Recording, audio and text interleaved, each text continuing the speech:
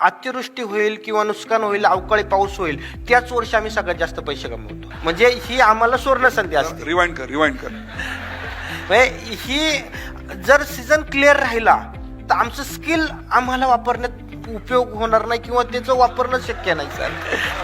त्याच्यामुळं आम्हाला 15 मेला जर पाऊस आम्हाला हा पूर्वेकडून जर आला, पूर्वेकडून जर पाऊस मेजरली 15-20 मे नंतर आपलं मान्सून आज पश्चिमेकडून येतो, तो पाऊस सगळ्यात चांगला पकडला.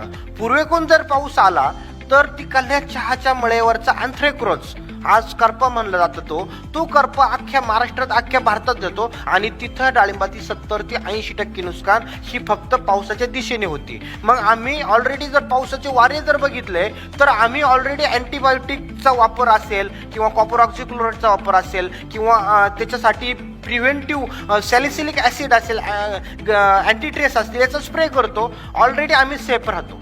पण त्यावेळेस दुसऱ्या शेतकऱ्याची जवळपास 60 ते 70% नुकसानी ही फक्त पावसाच्या दिशेवरती होती आणि तो आमचा प्लस पॉईंट आहे का आम्ही बाकीच्या शेतकऱ्यांपेक्षा जास्त आम्ही तिथं उत्पन्न मिळवू शकतो आणि आम्हाला पैसा जास्त मिळू शकतो.